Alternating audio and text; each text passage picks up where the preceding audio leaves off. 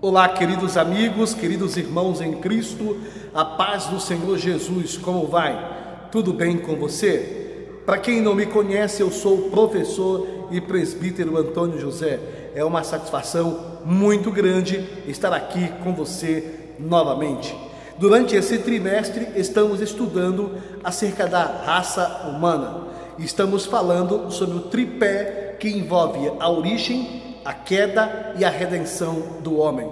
É uma base de estudos na antropologia bíblica e teológica. Sem dúvida alguma, você pode muito bem nos ajudar compartilhando nossos vídeos no YouTube e fazendo parte dessa jornada. Se você estiver nos assistindo pelo programa Assembleia de Deus em seu lar, transmitido pela RBA, pela Band em Santarém, eu convido você aí no canal Fé e Determinação a compartilhar os nossos vídeos e a fazer parte dessa jornada. Meu amigo, minha amiga, em nome do Eterno, vamos então estudar a palavra de Deus, a lição de número 8. E a lição de número 8, ela traz uma temática, o início da civilização humana.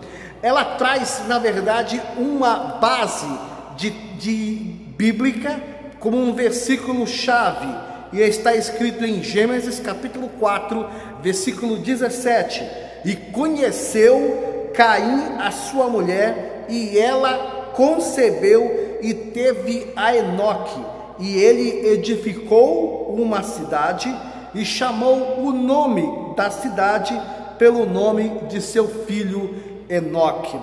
O texto que envolve a verdade prática, que é uma teologia de entendimento e compreensão prática, diz o seguinte: uma das missões do ser humano é povoar a terra, a dominar os segredos da criação divina e fundar uma sociedade que venha glorificar o nome de Deus.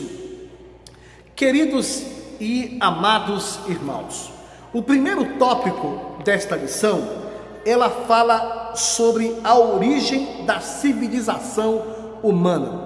O primeiro subtópico fala definindo a civilização humana. E o segundo, o casamento como base. E terceiro, a subsistência da civilização. Queridos, é importante colocar como pauta aqui que o grande desafio que os primeiros habitantes desse planeta enfrentaram foi a fase de adaptação. Ao sair da sua casa, logo você vai dirigindo o seu carro, ou vai de bicicleta, ou vai de moto, ou vai, na verdade, de metrô, ou viaja de avião. De alguma forma, você tem meios tecnológicos que são muito mais adiantados em tecnologia do que há 10, 20, 30, 50 anos atrás. Agora imagine os primeiros habitantes dessa terra, os que fizeram parte das primeiras civilizações deste mundo. Quão difícil foram para eles se adaptar ao início, aos primórdios de como era a vida no passado. A palavra de Deus, ela nos mostra algo que é interessante para definirmos o conceito sobre civilização. Civilização é o conjunto de aspectos peculiares à vida, intelectual, artística, moral e material de uma época, de uma região, de um país ou de uma sociedade. Foi o que Adão e seus descendentes demonstraram logo após a queda em Gênesis capítulo 4. Queridos, o processo da civilização no início começou com Adão e Eva. Posteriormente foram seus filhos Caim e Abel. E aí começaram o processo de crescer e multiplicar. E o processo dessa multiplicação chegou até aos números de quase 8 bilhões de habitantes que hoje nós estamos vivendo. Porém, o mundo que vivemos hoje é um mundo avançado, é um mundo tecnológico, é um mundo de grandes mudanças, de mentes célebres, grandes descobridores, de muitos homens intelectuais, inteligentes, que hoje trouxeram todo o aspecto da modernidade que vivemos hoje. E tem um detalhe importante também para salientar, é que, como é dito que no segundo subtópico, o casamento como base da civilização, nos primórdios e no começo de tudo, antes de existir Estado, antes de existir a sociedade, Deus estabeleceu o casamento.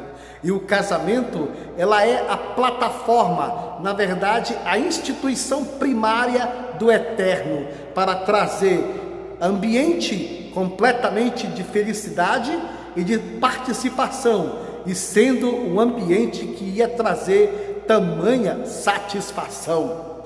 É por isso também que o casamento é a primeira e foi a primeira sociedade local a ser instituída. Observe também que Deus tem um negócio com o casamento. Observe também que o fato de Deus olhar e ver Adão na sua solidão, providenciou alguém que fosse-lhe a tampa da sua panela, a outra metade da laranja, e trouxe a ele regozijo e satisfação. Agora, este casamento que, embora relatado na Bíblia, criado por Deus, constituído por Deus, e eu acredito que foi a primeira mulher que Deus deu ao homem, ou seja, foi a única mulher de que Deus deu a direção, fez e construiu, e ali restabeleceu ali o casamento. Observe que mesmo assim teve problemas. Alguém uma certa vez chegou a dizer que o casamento ou o ambiente familiar às vezes é parecido com um jardim, onde tem rosas que de repente furam e que tem aqueles espinhos que penetram na pele e de repente inflama, onde tem os cravos no jardim e onde também todo jardim não falta formiga. O lugar para ter formiga são os jardins. Mas, porém, quando tem a presença de um jardineiro que cuida, um jardineiro que se importa, um jardineiro que trata, um jardineiro que dá atenção, sem dúvida alguma, o jardim tem tudo a ficar melhor. E esse jardineiro é o Senhor Jesus. É por isso que é dito aqui como base que no terceiro subtópico, a subsistência da civilização. E essa subsistência da civilização, ela traz, na verdade, um parâmetro interessante, que quando se refere à constituição da família, Deus constrói, na verdade, um casamento, a família. Só que esta família precisa de um ofício, esta família precisa de um trampo, de um trabalho. E aí é interessante que o trabalho, com que muita gente reclama do trabalho duro, trabalho difícil, nem vou falar aqui do salário, que muitas pessoas também reclamam, mas o trabalho não surgiu depois da queda de Adão e Eva. O trabalho, ele surgiu antes da queda, porque Deus, antes da queda, já deu responsabilidade ao homem para que ele cuidasse, na verdade, do jardim. Ou seja, é interessante que venhamos entender e observar que quando nesse processo da subsistência do casamento, Deus instituiu o trabalho como base fundamental da nobreza, da responsabilidade e do compromisso. Vamos ao nosso segundo tópico, diz civilização e conflito. primeiro subtópico fala Caim e Abel, o segundo, a cidade de Lameque, e o terceiro, a tecnologia. Meus amados e queridos irmãos, quando olhamos todas as temáticas desses estudos que envolvem a raça humana, observamos que das entrelinhas dos primeiros capítulos de Gênesis vai surgindo as temáticas de assuntos que iremos tratar e que já tratamos. Entre esses assuntos, por exemplo, fala do conflito que houve entre Caim e Abel. Na sua cidade existe violência? Na sua cidade tem conflito? Antes de falar sobre isso, eu quero te falar sobre algo que me chama muita atenção nessa história. Primeiro, aqui quando olho para Abel e Caim e Abel, eu vejo dois filhos, duas pessoas, dois altares, dois corações foram colocados à prova.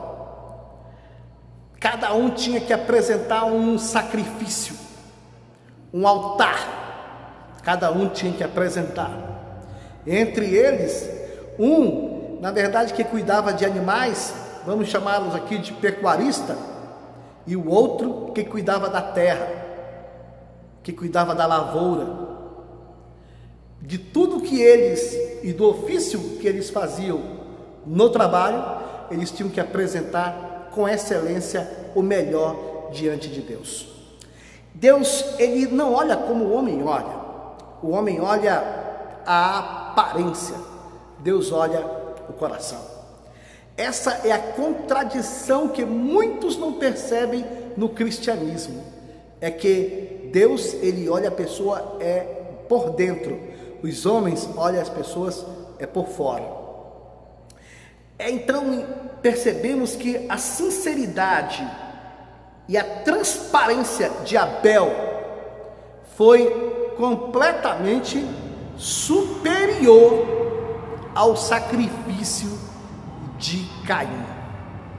Alguma coisa diferente foi apresentada ali, e aí tomamos algumas lições.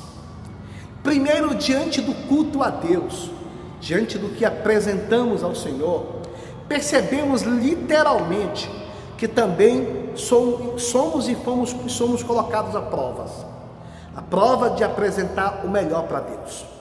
Em um culto, em um ambiente, na nossa vida, no nosso dia a dia, na presença de Deus, também Deus nos coloca à prova para apresentar-se diante do Senhor com excelência na presença do Pai.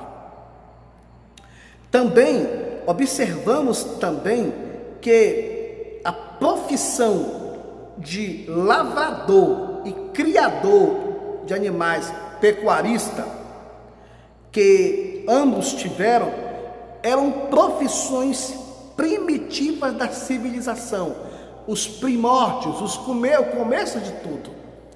Observemos também que todos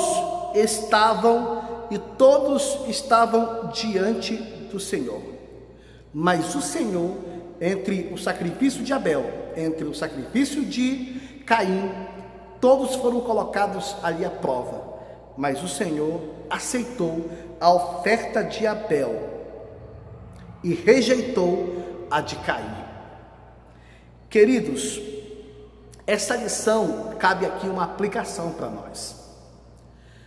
Nós temos a oportunidade de apresentar a Deus o melhor, em tudo e com excelência. Nós temos um coração, e esse coração aqui, diz a Bíblia, que tem cuidado do teu coração, porque é dele que procedem as saídas da vida, as ações, as atitudes, os sonhos, os projetos, bons ou maus, vem do coração. A Bíblia diz: sobre tudo que se deve guardar, guarda o teu coração. Provérbios 4:23. Aí, um detalhe interessante sobre a cidade de Lameque, no subtópico número 2. Aqui temos aqui um aprendizado e usamos aqui uma palavra de aplicação. Primeiro, a cidade de Lameque, ela era e foi marcada com violência. Uma cidade que não tinha amor, uma cidade que foi, na verdade, que surgiu de um nível de impaciência, inveja, uma série de outros fatores que surgiram, né? E existe aqui, cidades e países no mundo afora, que elas são conhecidas pelo que elas realmente expressam. Por exemplo, o Brasil lá fora, espero que isso mude, e tem mudado, e está começando a mudar, era conhecido como o país do carnaval, das prostitutas, das mulheres, na verdade, de exposições fáceis, conhecido também como o país do futebol, conhecido também como o país dos corruptos. E aí tem um detalhe interessante. Quando olhamos, por exemplo, uma cidade nos Estados Unidos chamada Las Vegas, é a cidade dos cassinos, dos jogos, é a cidade que existe, na verdade, uma luxúria, uma apresentação completamente do pecado, da manifestação de tudo aquilo que é banalizado e é condenado diante de Deus. Quando olhamos, por exemplo, para essas questões todas, enxergamos que na cidade de Lameque, ela tem uma característica que ela característica que, primeiro, observe, estabelecida por Caim logo após este haver assassinado Abel. A cidade de Enoque foi marcada pela violência e pela banalidade quanto à vida humana. Tanto é que Lameque é um dos netos de Caim, matou 2 homens por motivos fúteis. Ou seja, esta cidade se tornou mapeada, registrada nos anais seletivos da Bíblia como uma cidade completamente envolvida em morte, homicídio e assassinatos. Outro fator também que vale ressaltar é que envolve aqui a tecnologia. Quando se fala em tecnologia dos primórdios, dos antigos, dos tempos bíblicos, quero trazer a tecnologia para cá, para os tempos de hoje. Para você ter uma noção, existe algo que tem roubado o tempo de muitas pessoas, e este ladrão chama-se rede social. É o ladrão do tempo. Quem trouxe isso foi a tecnologia, trouxe as redes sociais. Esse avanço tecnológico faz com que as pessoas fiquem, na verdade, tão envolvidas e apegadas ao telefone, à tecnologia, às redes sociais, que elas, na verdade, acabam esquecendo de quem são e passando a ser outras personagens. Tanto é que tem pessoas que têm dupla personalidade, uma nas redes sociais, outra fora das redes sociais. Queridos, um fator também é o que está no terceiro tópico desta lição: o Deus que intervém na civilização. E aqui fala sobre a intervenção na biografia de cada homem. Deus, sim, ele teve uma intervenção na biografia de Adão, de Caim e de Enoque. E a intervenção divina mais presente, falada e percebida nas Escrituras Sagradas é quando Deus chama um homem chamado Abrão, que depois foi chamado de Abraão, de Ur dos Caldeus, e deu a ele um desafio para ele ir para um lugar em que Deus ia lhe mostrar. Ele tinha que sair da sua geografia, do seu ambiente, e ir para o lugar onde Deus ia lhe mostrar. Meus amados, também a intervenção de Deus falada, percebida no Novo Testamento está na vida de Saulo de Tarso, que chamou-se posteriormente e passou a ser chamado de Paulo de Tarso. A intervenção divina é que mostrou para ele, no caminho de Damasco, realmente quem ele quem o Senhor era para Paulo. Outro fator também que olhamos nesse tópico aqui, nesse subtópico, aliás, é a intervenção na história da civilização.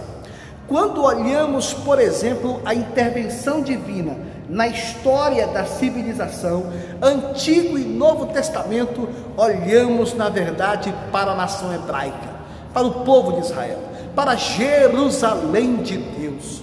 Observamos também que, entre tantas coisas que podem ser faladas, é que o Senhor colocou Israel como pedra pesada diante dos seus inimigos.